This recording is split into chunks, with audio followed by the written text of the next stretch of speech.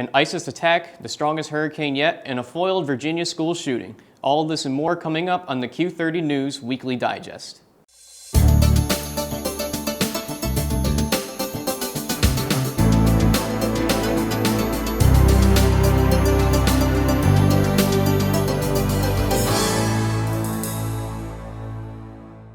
Hello and welcome to the Weekly Digest. I'm Michael Brennan. A U.S. service member was killed in an ISIS prison raid in Iraq. This is the first American death from hostile fire in Iraq since June 2014. The raid was a Kurdish-led rescue mission that saved over 70 Arab hostages. The U.S. sent 30 ground troops and 5 helicopters to advise and support, but it quickly turned into a large firefight.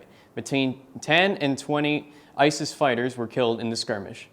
A Category 5 hurricane, Patricia, hit Mexico on Friday night. At its peak, it was said to be the most intense hurricane ever recorded in the Americas. The storm downgraded into a tropical storm as it went on, but there is still a flood warning for millions of people in the area.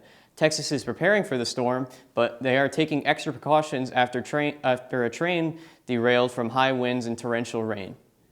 Police recently stopped a school shooting plot by 2 teenagers in Spotsylvania, Virginia.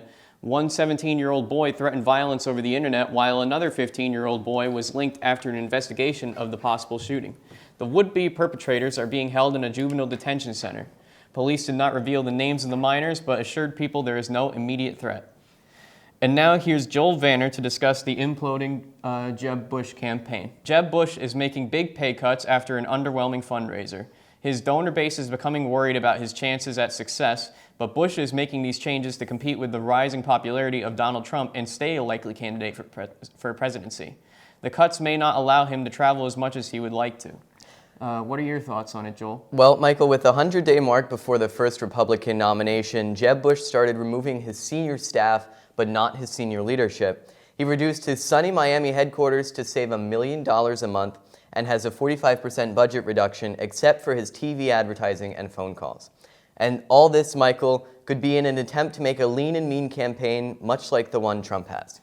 Well, I disagree with that because I feel like that won't allow him to travel around the country and make rallies like Trump has been able to with his, band of, I don't want to say like radical fans, but like really big supporters, and they are crazy about him. And Jeb Bush won't have that type of support anymore if he's not able to go from like Washington all the way to New York and, just be able to even handle flight costs. Well, Michael, this raises the question, could this all be coming as a result of Trump's domination or because he has to overcome the history that his father and his brother both created? Well, I feel like that the Bushes, despite W. Bush's, critics, I feel like they're not as reviled as some people think they are, and I felt like Jeb had a pretty good chance for a while. But now Ben Carson has been skyrocketing along with Trump, and that's just made him completely falter, and people are pulling out because they just don't have confidence in him anymore. And that's all for this week. Be sure to stay up to date by following us on Twitter at Q30 News. I'm Michael Brennan. Have a great week, Bobcats.